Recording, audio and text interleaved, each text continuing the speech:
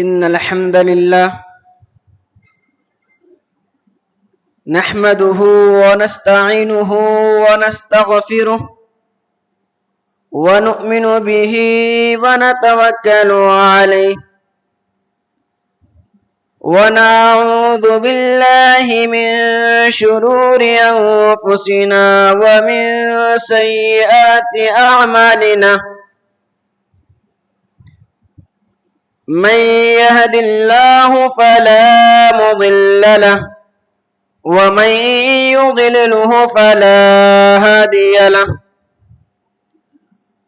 وأشهد أن لا إله إلا الله وأشهد أن محمدا عبده ورسوله أما بعد فإن خير الحديث كتاب الله وخير الهدي هدي محمد العربي صلى الله عليه وسلم وشر الأمور محدثاتها وكل محدثة بدعة وكل بدعة ضلالة وكل ضلالة في النار.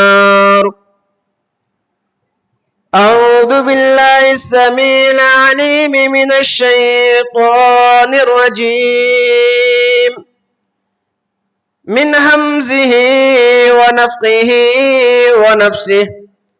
بسم الله الرحمن الرحيم. يا أيها الناس اتقوا ربكم الذي خلقكم من نفس واحدة وخلق منها زوجها وبث منهما رجالا كثيرا ونساء واتقوا الله الذي تساءلون به والأرحام إن الله كان عليكم رقيبا.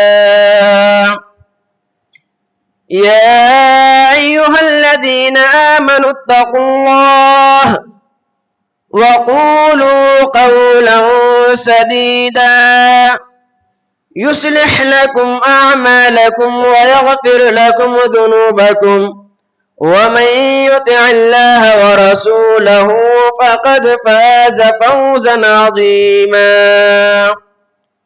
يا أيها الذين آمنوا اتقوا الله حق تقاته ولا تموتن إلا وأنتم مسلمون. قال الله تبارك وتعالى يا صاحب السجن أأرباب متفرقون أم الله الواحد القهار. رب اشرح لي صدري ويسر لي أمري واحلل عقدة من لساني يفقه قولي رب زدني علما آمین. تمام قسم کی تعریفات توصیفات کبریائی و بڑائی اس پاک پروردگار کے لیے لائق و سزاوار ہیں جس نے ہمیں اور ہم جیسے بے شمار مخلوقات کو پیدا کیا اور ان مخلوقات میں سب سے اعلیٰ وارفع اشرف المخلوقات ہم بنی نوع انسان کو بنایا اور ہمیں رہنمائی کے لیے ہماری رشد و ہدایت کے لیے ہماری گائیڈ لائن کے لیے اس روئے زمین پر بے شمار انبیاء کرام علیہم الصلاۃ والسلام کو مبعوث فرمایا. درود و سلام اللہ رب العالمین کے تمام انبیاء اور رسولوں پر بالخصوص ہمارے اور آپ کے نبی جناب محمد عربی صلی اللہ علیہ وسلم پر. اللہم صلی علی محمد وعلی آل محمد كما صليت على إبراهيم وعلى آل إبراهيم إنك حميد مجيد. اللهم بارك على محمد وعلى آل محمد كما باركت على إبراهيم وعلى آل إبراهيم إنك حميد مجيد. حاضرین جمعہ، آج کے جمعہ میں ہم انشاءاللہ توحید باری تعالی بیان کریں گے. دعا ہے رب کریم سے کہ وہ مجھے حق بولنے اور ہم سب کو اس پر عمل پیرا ہونے کی توفیق دے. آمین. حاضرین، یہ توحید اسلام کی بنیاد ہے. توحید وہ چیز ہے جس کا ادا کرنا، اقرار کرنا اور دل و جان سے قبول کرنا ہر مسلمان پر لازم، ضروری اور واجب ہے. توحید ہی وہ چیز ہے جس کے اقرار کے بغیر کوئی انسان دائرہ اسلام میں داخل نہیں ہو سکتا. توحید ہی وہ چیز ہے جس کے لیے اللہ رب العالمین نے اپنے برگزیدہ بندوں یعنی انبیاء و رسول علیہم السلام کو مبعوث فرمایا. جو اللہ رب العالمین کے بندوں کو اللہ رب العالمین کے عبادت پر بلائے اور اللہ رب العالمین کے بندوں کو جو راہ راست سے دور ہے اس کو اللہ رب العالمین کے عبادت میں لگائے. توحید ہی وہ چیز ہے جس کے لیے مسلمانوں اور کافروں میں جنگیں ہوئی، لڑائیاں ہوئی اور ان گنت مسلمانوں نے اپنی جانوں کو قربان کر کے جام شہادت نوش کیا. توحید ہی وہ چیز ہے جو ایک مسلمان اور کافر میں فرق کرتا ہے. توحید ہی وہ چیز ہے جس کا اقرار کر لیا جائے، اس کے تقاضوں کو پورا کر لیا جائے اور اسی کے اوپر موت آ جائے تو اللہ رب العالمین نے جنت کا وعدہ کیا ہے، اور اس کے تقاضوں کو پورا نہ کیا جائے تو اللہ رب العالمین نے جہنم کی وعید سنائی ہے، اور اگر اس کا اقرار نہ کیا جائے تو اللہ رب العالمین نے ایسے بندوں پر جنت کو حرام قرار دیا ہے. حاضرین، جب انسان کی کامیابی، انسان کی فلاح و بہبود کے لیے توحید اتنا اہم ہے، اس قدر اہم ہے، تو آئیے سب سے پہلے ہم یہ جانیں کہ توحید کیا ہے.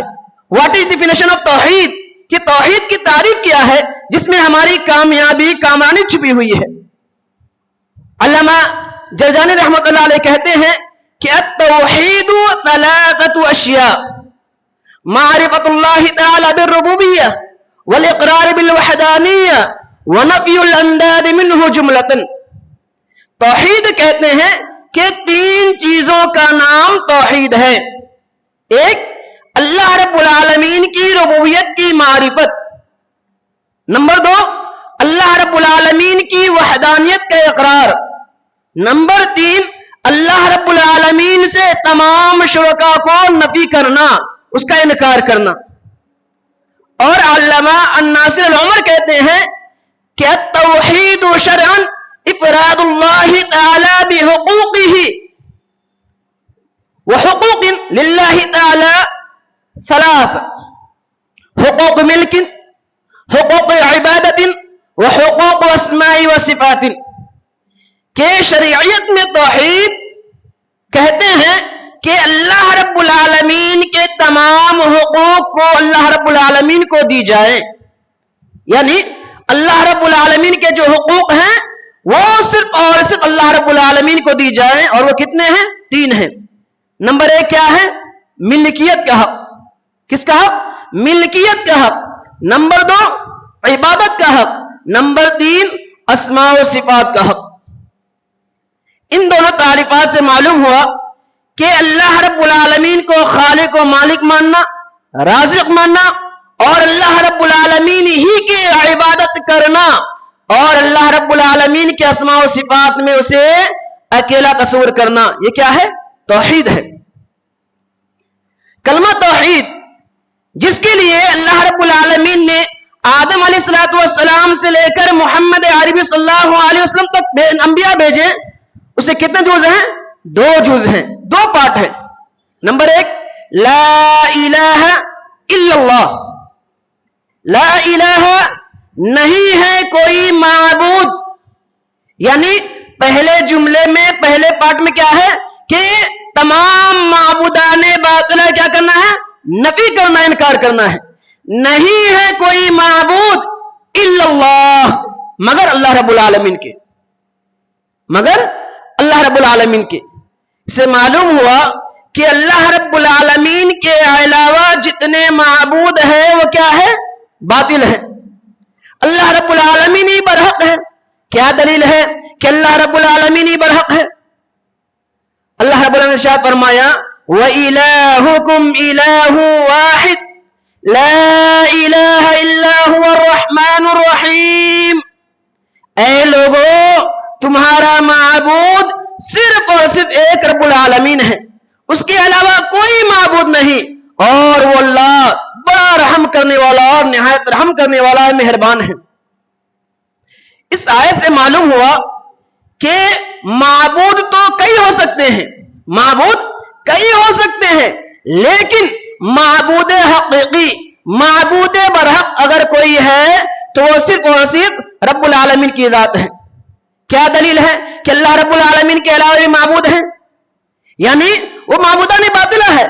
دلیل ہے اللہ رب العالمین نے ارشاد فرمایا ذَلِكَ بِأَنَّ اللَّهَ هُوَ الْحَقُّ وَأَنَّ مَا يَدْعُونَ مِن دُونِهِ الْبَاطِلُ، کہ اللہ رب العالمین ہی برحق ہے، اللہ رب العالمین ہی برحق ہے، اللہ رب العالمین ہی عبادت کے لائق ہے.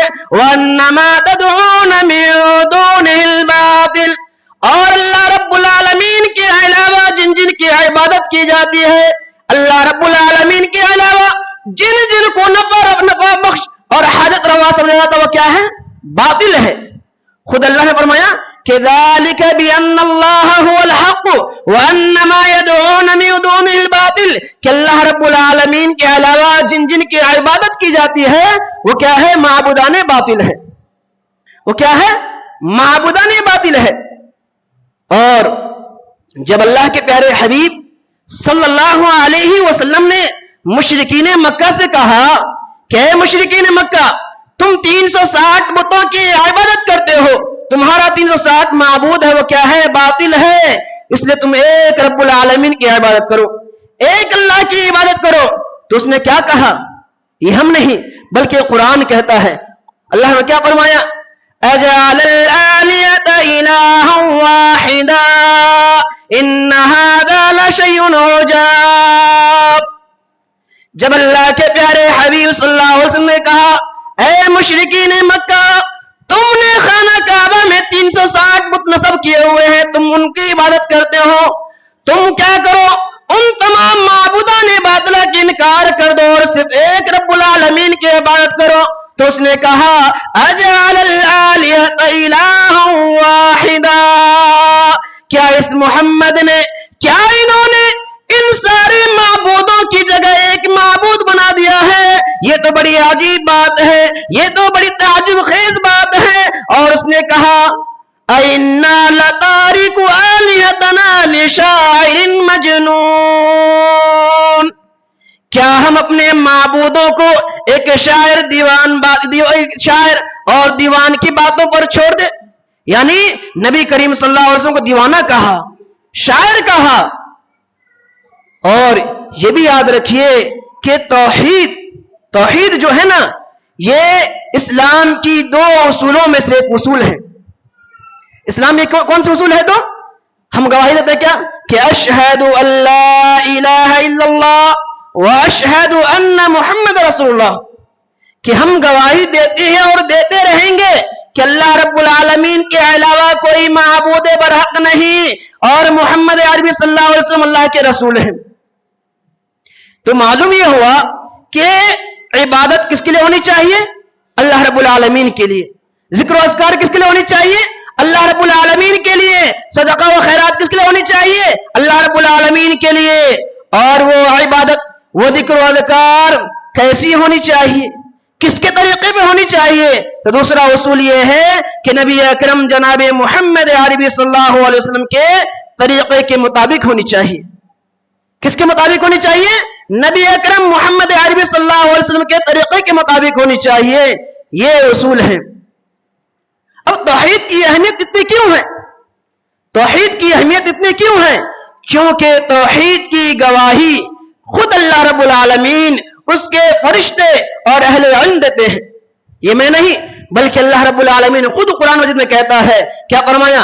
شہید اللہ انہ لا الہ الا ہو والملائکۃ واولو العلم قائما بالقسط لا الہ الا هو العزیز الحکیم. کہ اللہ رب العالمین، اس کے فرشتے اور اہل علم گواہی دیتے ہیں کہ اللہ رب العالمین کے علاوہ کوئی معبود برحق نہیں، اور وہ قائم ہے، عدل پر قائم ہے، اور بڑا مہربان، غالب اور حکمت والا ہے. اور ایک پوائنٹ یہ بھی یاد رکھیے، کیا کہ صرف توحید کا اقرار کرنا ہی کافی نہیں ہے کہ ہم نے کہہ دیا کہ اللہ رب العالمین کے علاوہ کوئی معبود برحق نہیں، نفع و نقصان کا مالک اللہ رب العالمین ہے. یہ اقرار کرنا ہی کافی نہیں ہے، بلکہ اس کے ساتھ ساتھ تمام معبودان باطلہ کی نفی بھی کرنی ہے. اقرار کرنا کافی نہیں ہے، بلکہ ساتھ ساتھ کیا ہے کہ تمام معبودان باطلہ کی نفی کرنی ہے. اللہ رب العالمین نے ارشاد فرمایا: قد كانت لكم اسوة حسنة في إبراهيم والذين معه إذ قالوا لقومهم إنا براء منكم ومما تعبدون من دون الله كفرنا بكم وبدا بيننا وبينكم العداوة والبغضاء أبدا حتى تؤمنوا بالله. اللہ نے ایک فرمایا: مسلمانوں، تمہارے لیے ابراہیم علیہ السلام اور ان کے ساتھی کیا ہے؟ اسوہ ہے، نمونہ ہے. کیسے اسوہ ہے، کیسے نمونہ ہے؟ اذ قالوا لقومهم انا براء منکم. ابراہیم علیہ السلام اور ان پر ایمان لانے والے ان کے ساتھیوں نے کہا: اے میری قوم. ان لوگوں سے خطاب کیا جو اللہ رب العالمین پر ایمان نہیں لائے ہوئے تھے، اللہ رب العالمین کو رب نہیں مان رہے تھے. کہا: اے میری قوم، میں تم سے برات کا اعلان کرتا ہوں، میں تم سے دشمنی کرتا ہوں. صرف یہی نہیں کہ ہماری دشمنی صرف تیرے ہی ساتھ ہے. وَمَا تَعْبُدُونَ مِن دُونِ اللَّهِ، ہم تمہارے ان معبودان باطلہ کی بھی نفی کرتے ہیں جن کو تم اللہ رب العالمین کے علاوہ عبادت کرتے ہو، جن کو تم اللہ رب العالمین کے علاوہ حاجت روا سمجھتے ہو، جن کو تم اللہ رب العالمین کے علاوہ مشکل کشا تصور کرتے ہو. ان تمام معبودان باطلہ کی نفی کرتے ہیں. وَكَفَرْنَا بِكُمْ، اور تمہارے عقائد کا انکار کرتے ہیں. وَبَدَا بَيْنَكُمْ، اور ہماری اور تمہارے درمیان دشمنی قائم ہو گئی.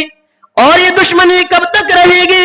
یہ بھی کہا کہ حتی تؤمنوا باللہ وحدہ، کہ تم ایک رب العالمین پر ایمان لے آؤ گے، اللہ رب العالمین کو حاجت روا سمجھنے لگو گے، مشکل کشا سمجھنے لگو گے، تو ہماری دشمنی دوستی میں بدل جائے گی.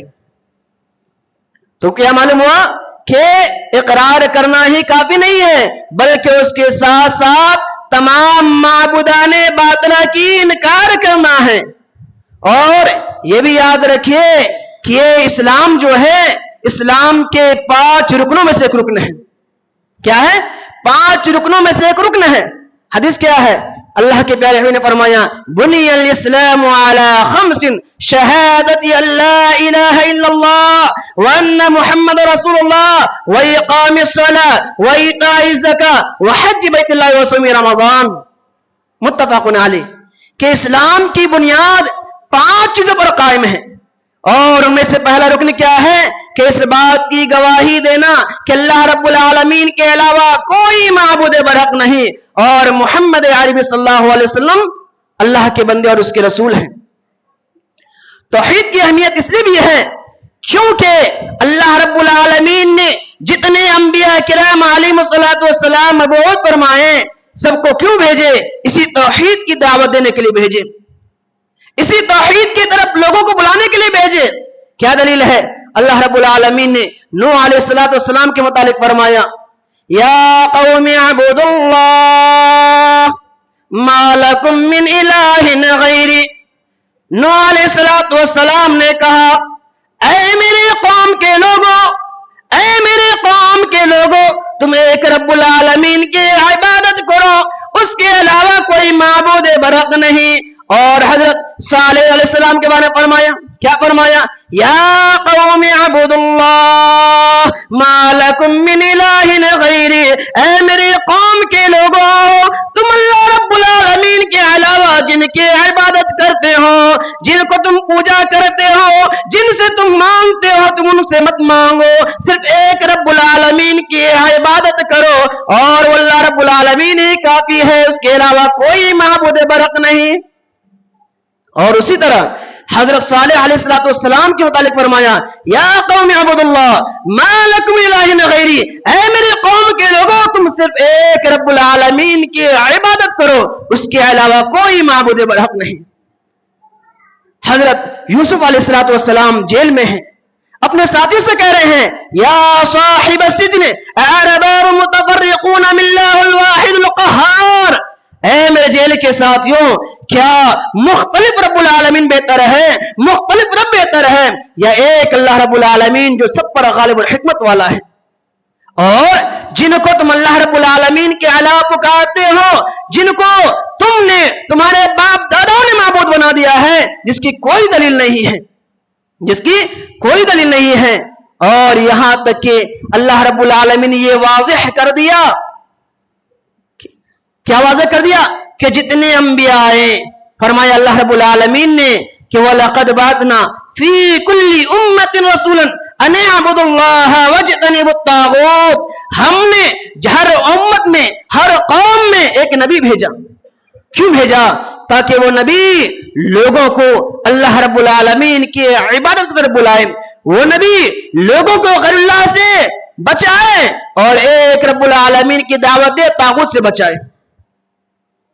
اور اب دیکھیے اللہ کے پیارے حبیب صلی اللہ علیہ وسلم جب اپنے دعوت کا آغاز کیا، بلکہ اللہ کے نبی نہیں بلکہ جتنے انبیاء تمام کی دعوت کا لفظ جو سب سے بڑا لفظ تھا اعبد اللہ، اعبد اللہ۔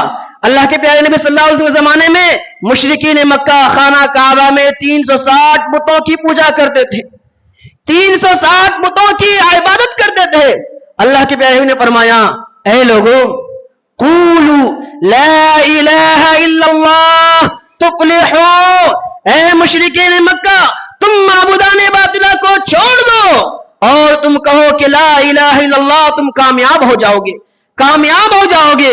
اور یہی وجہ ہے کہ اللہ کے پیارے حبیب صلی اللہ علیہ وسلم نے جتنے وفد بھیجے، مثال کے طور پر معاذ بن جبل رضی اللہ عنہ کو یمن بھیجا، کیا کہا؟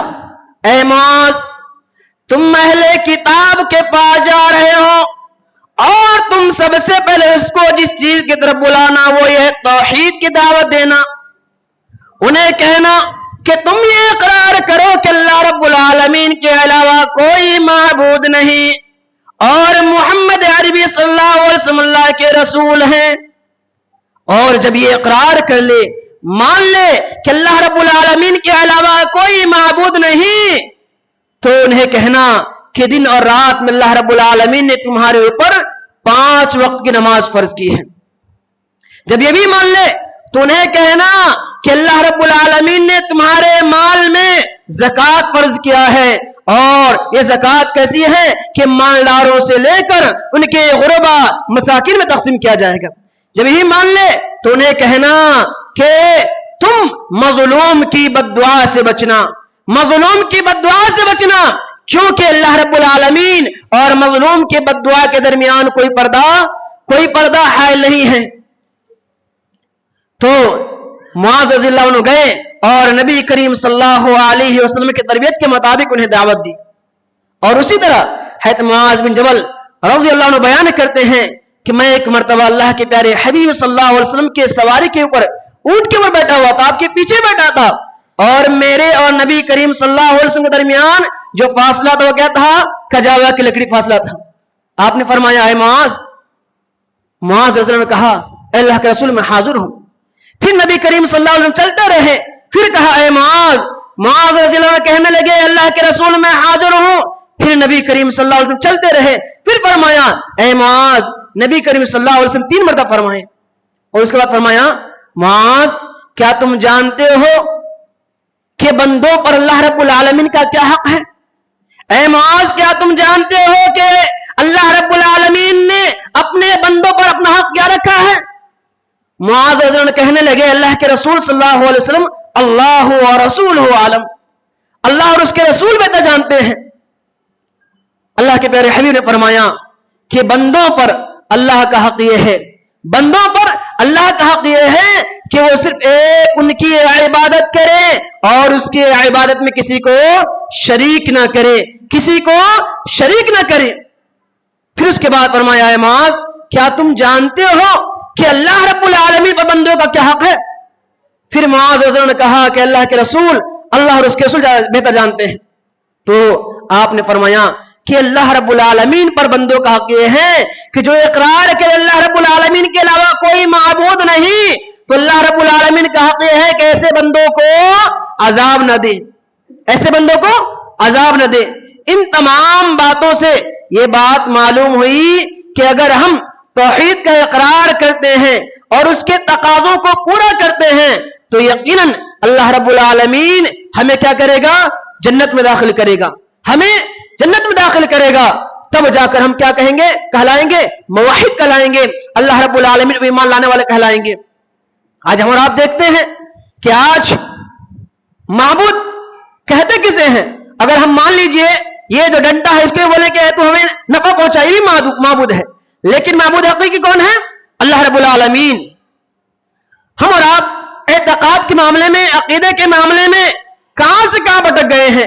جب اللہ کے پیارے حبیب صلی اللہ علیہ وسلم نے ارشاد فرمایا کہ من علق تمیمۃ فقد اشرک، کہ جس نے تعویذ لٹکائی. دیکھیے عقیدہ یہ توحید کیا ہے؟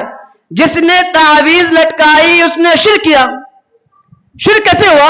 کیونکہ ہم نے تعویذ کو معبود مان لیا. آپ کہیں گے معبود کہاں مانا؟ آپ نے تعویذ کیوں لٹکائی ہے؟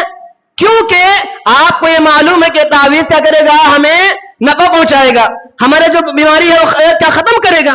یہ معبود ہے، یہ نا معبود ہے. جبکہ شفا دینے والا کون ہے؟ بیمار کرنے والا کون ہے؟ حاجت روا کون ہے؟ مشکل کشا کون ہے؟ داتا کون ہے؟ رزاق کون ہے؟ اللہ رب العالمین ہے. کون ہے؟ اللہ رب العالمین ہے. اور مشرکین مکہ اللہ رب العالمین کو رب مانتے تھے لیکن مشکل کشا، داتا، حاجت روا نہیں مانتے تھے. تو وہ کیا ہو گئے؟ مشرک ہو گئے. اور ہم بھی اگر اللہ رب العالمین کو حاجت روا تصور نہیں کریں گے، اللہ رب العالمین کو مشکل کشا نہیں مانیں گے، اللہ رب العالمین کو بیماری دینے والا، شفا دینے والا نہیں مانیں گے، تو ہم بھی کیا ہوں گے؟ مشرک کہلائیں گے، ہم موحد نہیں کہلائیں گے. اگرچہ ہم لاکھ مرتبہ کلمہ توحید پڑھ لیں، اقرار کر لیں، لیکن ہمارا عمل، ہمارا عقیدہ اللہ رب العالمین پر نہ ہو تو ہم موحد نہیں کہلائیں گے. اللہ رب العالمین دعا گو ہو کہ یا بار الہ ہم تمام لوگوں کو ان کہے گئے باتوں پر عمل کرنے کی توفیق عطا فرما. آمین. وصلی اللہ علی نبینا محمد وعلی آلہ وصحبہ اجمعین.